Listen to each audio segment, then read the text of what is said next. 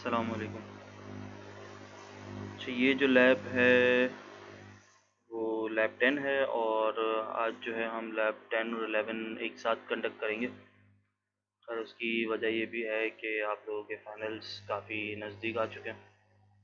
मतलब time short कर दिया गया है, फाइनल्स थोड़ा जल्दी हो रहे हैं, तो हमें ज़ाहिर सी बात है कि लैब्स थोड़ा फास्ट पेस में कंप्लीट करनी पड़ेंगी। तो ये आज जो है हम लैब 10 और लैब 11 एक साथ करेंगे। चैन को एक साथ करने की एक और वजह ये भी है कि जस्ट लाइक आप लोगों को जो ट्रांजिस्टर की लैब्स हुई थी उसमें जो बेसिक जो लैब थी जिसमें एनपीएन और पीएनपी ट्रांजिस्टर के बारे में पढ़ाया गया था, तो उसमें भी कुछ इसी तरीके का था कि दो लैब्स जो हैं वो सेम टू सेम थी। मतलब एक एनपीएन पे थी, एक पीएनपी पे थी, दोनों का मेथड और दोनों के सर्किट्स वगैरह बिल्कुल सेम थे।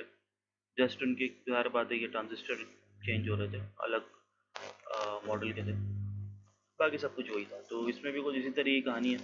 आप लोग जो लैब परफॉर्म करोगे उसका सर्किट थ्योरी सब कुछ एक जैसा ही है, बस मॉडल्स का फ़र्क है। मतलब पी जंक्शन एन जंक्शन वाली कहानी है, चैनल वाली कहानी है, और कुछ मेजर फ़र्क नहीं है।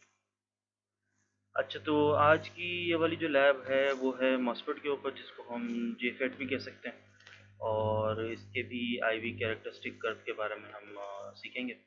अब तक खैर हम जितनी भी लैब्स करते आए हैं, वो डायोड हो, ट्रांजिस्टर हो, या ये मॉस्फेट है, तो इनमें हमारा जो बेसिक एम होता है वो यही होता है कि हम इनके आईवी कैरेक्टरिस्टिक्स के बारे में पढ़ें कि इनका कर्व किस तरीके का बनता है और उससे क्या पता चलता है, वगैरह वगैरह। तो खैर मॉस्फेट के बारे में अगर डिटेल में बताऊं तो मैं आप लोगों को यहाँ से बता सकता हूँ। अच्छा, जो मॉस्फेट है वो हमारे ट्रांजिस्टर से थोड़ा बेहतर होता है ये भी सेमीकंडक्टर डिवाइस ही है। बस इसकी जो है खैर ये मेटल ऑक्साइड सेमीकंडक्टर होता है, और ट्रांजिस्टर से बेहतर इसलिए होता है क्योंकि ये थोड़ा ज़्यादा सेंसिटिव होता है और साइज़ में भी थोड़ा छोटा होता है। तो इसका ज़्यादा फ़ायदा है, ज़्यादा यूज़ है। मतलब जहाँ मैं 10 ट्रांजिस्टर यूज़ कर रहा था वहाँ पे ये 12-15 यूज़ हो सकते हैं। तो ये स्मॉल साइज़ में अवेलेबल होते हैं, इंटीग्रेटेड सर्किट्स में ज़्यादातर यूज़ होते हैं ये। और चूँकि ज़्यादा सेंसिटिव है तो ज़्यादा बेहतरीन वैल्यू देता है ये।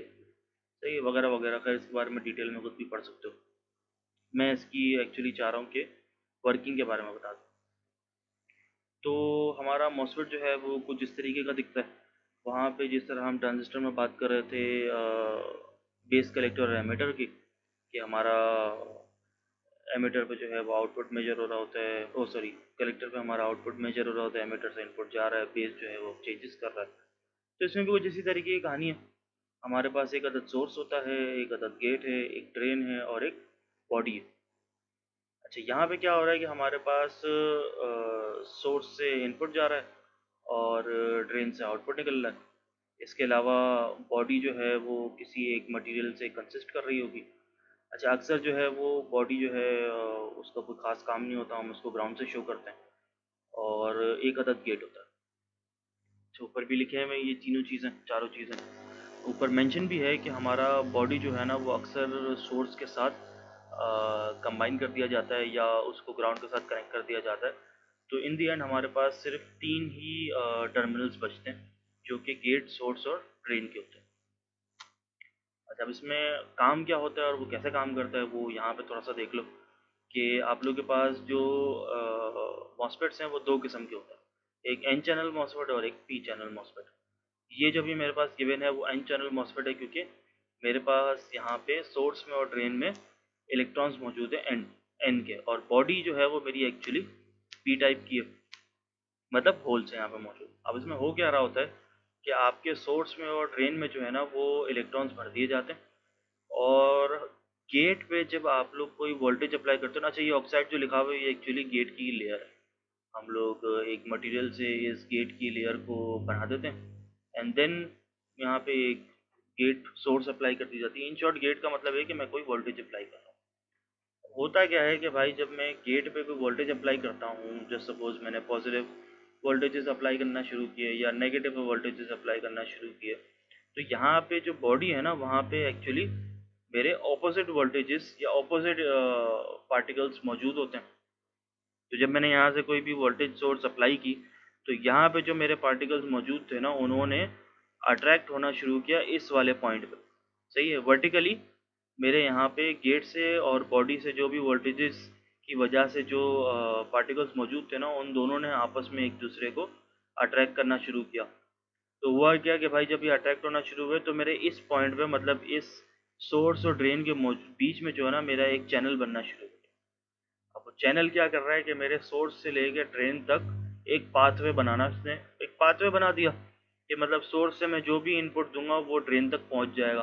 कैसे कि यहाँ पे मेरा अब एक पाथ बन गया, क्योंकि मैं गेट पे को वोल्टेज अप्लाई कर रहा था। मगर अभी तक सिर्फ पाथ बना है, कोई वोल्टेज मेरा मतलब ये वोल्टेज या करंट की जो है वो सप्लाई शुरू नहीं हुई। सप्लाई कब शुरू होगी? जब मैं ड्रेन पे कोई वोल्टेज अप्लाई करूँ। अब जब मैं ड्रेन पे वोल्टेज अप्लाई करूँगा तो क्या होगा कि भाई ये ड्रेन में नेगेटिव पार्टिकल्स थे और ये पहले से जो आउटर स्पेस में मेरे होल्स मौजूद हैं और अंदर मेरे इलेक्ट्रॉन्स मौजूद हैं। तो जब मैं इधर सप्लाई दूंगा तो इलेक्ट्रॉन्स जो हैं वो होल्स को अट्रैक्ट करना शुरू करेंगे। अब जब ये इनको अट्रैक्ट करना शुरू करेंगे तो ये वाला जो पार्ट है ना, जो मैं माउस से दिखा रहा हूँ, पहले क्या था कि भाई यहाँ पे पूरा एक चैनल बन गया था। गेट और बॉडी के बीच का पार्टिकल्स अट्रैक्ट होने की वजह से यहाँ पे मेरा एक चैनल बन गया था। उस चैनल ने सोर्स और ड्रेन को आपस में कनेक्ट करवा दिया। मतलब अब मेरी जो ट्रांसमिशन है वो स्मूथली हो रही है, हो रही होनी चाहिए। चैनल बन गया, हो नहीं रही। होगी कब? जब मैंने ड्रेन पे कोई वोल्टेज देना शुरू किया। अब ड्रेन पे वोल्टेज किया तो यहाँ पे इलेक्ट्रॉन्स हरकत में है। इलेक्ट्रॉन्स हरकत में है तो उन्होंने होल्स को अट्रैक्ट करना शुरू किया, सॉरी होल्स को अट्रैक्ट करना शुरू किया। होल्स अट्रैक्ट होंगे तो अब मेरे इस एरिया में भी एक रीजन बनना शुरू हो गया। अब क्या होगा कि भाई मेरे सोर्स से कोई वोल्टेज आना शुरू हुआ। वोल्टेज आया तो यहाँ से पाथवे पे मेरा करंट की मूवमेंट शुरू हुई। करंट की मूवमेंट शुरू हुई तो मेरे यहाँ पे पाथवे में काम होना शुरू हो गया। अब जो भी यहाँ से मेरी सप्लाई जा रही है वो ड्रेन तक पहुँचना शुरू हो जाएगी। अब थोड़ा टाइम बाद होगा क्या कि भाई जब तक मैं ड्रेन को कंटिन्यूसली सप्लाई दिए जा रहा हूँ, दिए जा रहा हूँ, दिए जा रहा हूँ, तो यहाँ पे जो मेरा रीजन बना हुआ था ना, अब क्या होगा थोड़े टाइम बाद क्या होगा कि जब मैं सोर्स से कोई भी इनपुट दूंगा ना, तो वो यहाँ तक पहुँचते पहुँचते, मतलब पूरा नहीं पहुँचेगा, उससे पहले ही उठा के मेरे जो भी मेरा इनपुट होगा ना वो ड्रेन तक पहुँचना शुरू हो जाएगा। अच्छा, ये थोड़ा कंफ्यूजिंग है, मगर सिंपल सी कहानी ये है कि पहले जब मैंने गेट पे कोई वोल्टेज दिया तो गेट और बॉडी की वजह से वर्टिकली मेरा इस एरिया में एक चैनल बन गया। सही है। फिर क्या हुआ, मैंने ड्रेन पे इनपुट दिया तो इस इलेक्ट्रॉन्स और बॉडी में मौजूद होल्स की वजह से मेरा यहाँ पे भी एक क्या कहते हैं, चैनल बन गया। तो इस चैनल की वजह से मेरा पाथवे कंप्लीट हो गया। सोर्स से लेके ड्रेन तक मेरी कंडक्शन शुरू हो गई। और जो मैं ये कह रहा हूँ ना कि थोड़ी देर के बाद जब मैं ड्रेन की वैल्यू बढ़ा दूंगा तो ये चैनल अच्छा खासा बड़ा हो जाएगा। और तब ये सोर्स से वैल्यू आने के बाद मेरी पूरी ड्रेन तक नहीं पहुँचेगी। मतलब ड्रेन पर पहुँचने से पहले ही एक पॉइंट ऐसा आएगा कि ये ऑटोमेटिकली उठा के खुद ब खुद ड्रेन में फेंक रहा होगा। तो ये पॉइंट वो होता है जो ट्रांजिस्टर में भी था, जिस और डायोड में भी था, और जिसमें मैंने ये बताया था कि वो पॉइंट ऐसा होता है जब आप वोल्टेज को कितना भी चेंज कर लो, आपके जो आउटपुट होता है उस पर कोई चेंजेस नहीं आ रहे होते। तो ये खैर इसमें भी ये वो वाला पॉइंट आता है। उसकी खैर अभी टेंशन नहीं लो, अभी सिर्फ ये देख लो कि यहाँ पे हो क्या रहा होता है, पाथवेज कैसे बन रहे हैं और मेरा इनपुट जो है वो आउटपुट तक कैसे पहुँच रहा है। सही है। थोड़ा और अगर इसके बारे में पढ़ना हो तो ये वेबसाइट नोट कर लो, उसमें और भी लिखा हुआ है कि डिप्लीशन मोड हमारा क्या है, when there is no voltage across the gate terminal और the channel shows is maximum conductance. सही, डिप्लीशन रीजन वही वाली बात हो गई कि दो जो हैं वो आपस में अट्रैक्ट हो रहे होते हैं तो डिप्लीशन रीजन क्रिएट हो रहा है। और डिप्लीशन रीजन जो है वो एक्चुअली मेरा चैनल बना हुआ है जो कि मेरी ट्रांसफरिंग कंडक्टेंस में मदद करेगा। सही है। यहाँ पे कुछ डिटेल में लिखा हुआ भी है कि एन चैनल जो है उसका कुछ इस तरीके का होता है कि मेरा सोर्स जो है वो एरोस की पोजीशन देख लो। एम वही रहेगा कि ड्रेन से आ रहा है, और जब सॉरी पी चैनल पे देखोगे तो ड्रेन से आ रहा है, सोर्स से बाहर जा रहा है। और जब एन चैनल देखोगे तो ड्रेन से भी आ रहा है, सोर्स से भी आ रहा है, और गेट की तरफ जा रहा है। सही है। तो इसके बारे में खैर कुछ थोड़ा बहुत लिखा हुआ भी है। The main principle of the MOSFET device is to be able to control the voltage and current flow between the source and drain terminals. सही है। एक्चुअली मॉसफेट का काम यही है कि हम करंट को कंट्रोल कर रहे होते हैं हमारे सोर्स और ड्रेन टर्मिनल के बीच में। See, it works almost like a switch in functionality of the device is based on the MOS capacitor. The MOS capacitor is the main part of the MOSFET. In short, हम MOSFET को as a switching भी use कर सकते हैं, करते ही हैं maximum. अच्छा, ये वो लेयर्स थी जो मैं बता रहा था, गेट पे हम वोल्टेजेस जो अप्लाई कर रहे होते हैं ना, वो एक्चुअली इन मटेरियल्स के ऊपर कर रहे होते हैं। ऑक्साइड की एक हमारे पास लेयर होती है, एंड देन यहाँ पे ये देखो चैनल रीजन की बात हो रही है। ये चैनल रीजन जो है ना, ये एल से जो डिनोट किया हुआ है, ये कम और ज़्यादा होता रहता है depending the voltages we are applying on the drain और the source and the gate. So ये थोड़ा बहुत पढ़ लेना खुद से भी कि इसमें क्या क्या लिखा हुआ है, क्या क्या हो रहा है जब मैं क्या क्या अप्लाई करूँ। थोड़ा सा मैं अभी आप लोगों को मैनुअल के हिसाब से बता देता हूँ कि मैनुअल में आप लोगों ने क्या क्या परफॉर्म करना है। ये लिखा हुआ है यहाँ पे कि एन चैनल कौन सा है और पी चैनल कौन सा है, आपको सिंबल्स भी डिफाइन किए हुए। सही है, ये हमारा एक अदर छोटा सा सर्किट है।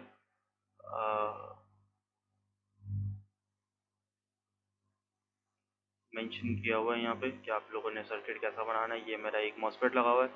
मॉसफेट पे मैंने अपने क्या कहते हैं, गेट के ऊपर एक रजिस्टर लगा दिया, और मैंने यहाँ पे वोल्टेज सप्लाई दी हुई है। देन मैंने ड्रेन के ऊपर एक और वोल्टेज सप्लाई दी हुई है, और नीचे जो मेरा सोर्स है इन सबको मैंने ग्राउंड किया हुआ। अच्छा, एक बात का ख़ास ख्याल रखना कि जो हमारे यहाँ पे पावर सोर्सेज है ना, वो इन्वर्टेड लगी हुई है। मतलब जब मैं ड्रेन पे दे रहा हूँ तब तो सही लगी हुई है, पॉजिटिव एरिया ड्रेन वाले सॉरी मॉसफेट के ड्रेन वाले एरिया पे कनेक्टेड है, और नेगेटिव वाला जो है वो सोर्स पे कनेक्टेड है।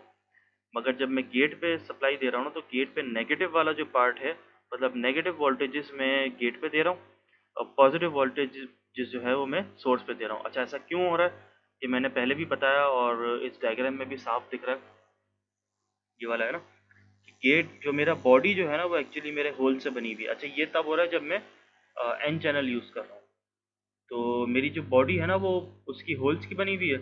और जब मैं गेट पे, जब तक अगर मैं गेट पे नेगेटिव वोल्टेज दूंगा, मतलब इलेक्ट्रॉन्स दूंगा, तभी तो वो इन होल्स को अट्रैक्ट करेंगे ना।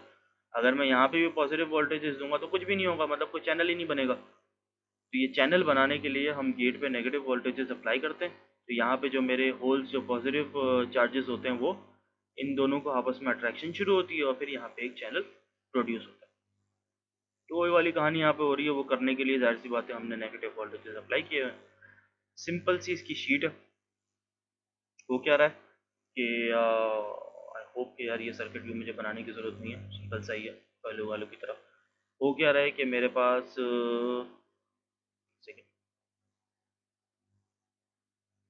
अलग अलग पेज पे ही जा रहा है। अच्छा, हो क्या रहा है कि मेरे पास एक अदर टेबल गिवन है, उसमें ये कह रहा है कि आप लोगों का VDS जो है, मतलब ड्रेन टू सोर्स वोल्टेज जो है, वो आप लोगों ने वेरी करना है 0.5 से लेके 10 तक। जो वैल्यू गिवन है वही वाली वैल्यू चेंज करना। देन क्या है, आप लोगों को कह रहा है कि VGS भी आप लोगों ने चेंज करना है 0 से लेके -3 तक। -3 तक, ये याद रखना।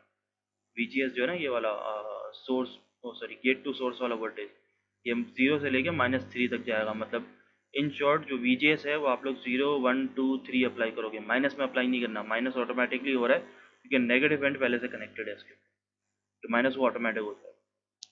करना क्या है, पहले आप लोग VDS को 0.5 पे सेट करोगे और VGS को 0 रहने दोगे। मतलब इसको 0.5 कर देना, इसको 0 रहने देना, और पहली वैल्यू ले लेना कि भाई ID क्या आ रहा है, VDS क्या आ रहा है, VGS क्या आ रहा है।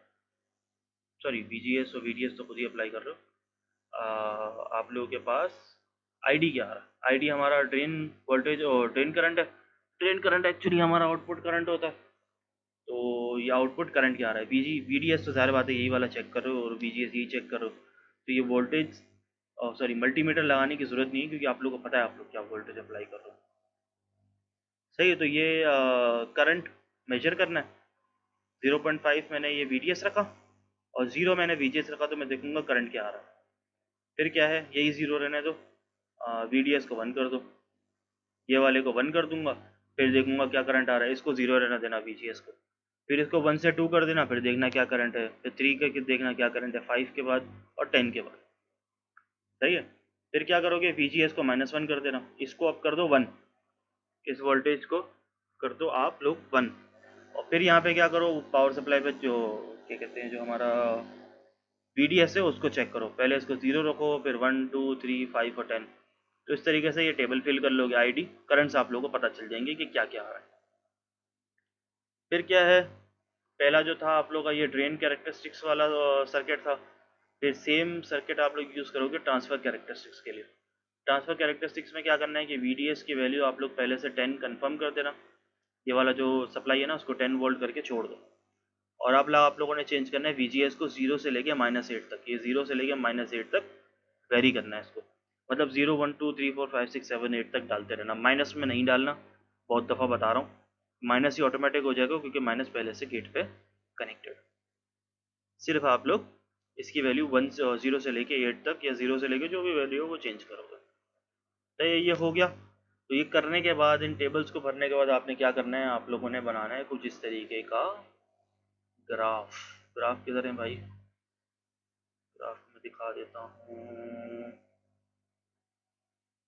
एक सेकंड।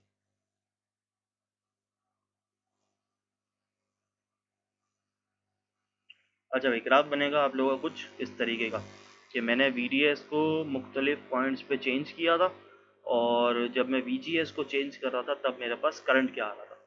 अच्छा, इसमें भी कुछ इसी तरीके का होता है। उसमें क्या होता था कि जब हम ट्रांजिस्टर यूज़ कर रहे थे, उसमें ये वाला पार्ट जो है हमारा सेचुरेशन रीजन होता था, ये नीचे वाला पार्ट सेम कट ऑफ होता था, और बीच वाला जो है वो एक्टिव रीजन होता था। तो इसमें एक्टिव रीजन तो खैर कोई नहीं होता, इसमें हम पहले वाले पार्ट को ओहमिक रीजन कह देते हैं क्योंकि इसमें हमारा ग्रेजुअली चेंज आ रहा होता है। देन बीच वाले पार्ट को हम सेचुरेशन कहते हैं, और नीचे वाला वही हमारा सेम कट ऑफ है जिसपे हमारे पास कोई भी करंट नहीं आ रहा होता क्योंकि ओपन सर्किट होता है। तो खैर यहाँ पे आप लोगों ने अब क्या करना होगा, मैं हाँ, इसमें आप लोगों ने अब क्या करना होगा कि आप लोगों के पास ये VDS की वैल्यू आ रही है अलग अलग, 0 से लेके और 0.5 से लेकर 10 तक, अपने हिसाब से चेंज कर लेना। 0 से लेकर 10 तक रखना हो तो 0 2 4 5 8 10 रख सकते हो, आप लोगों ने वैल्यू उस हिसाब से ली, उस हिसाब से पिन पॉइंट कर सकते हो।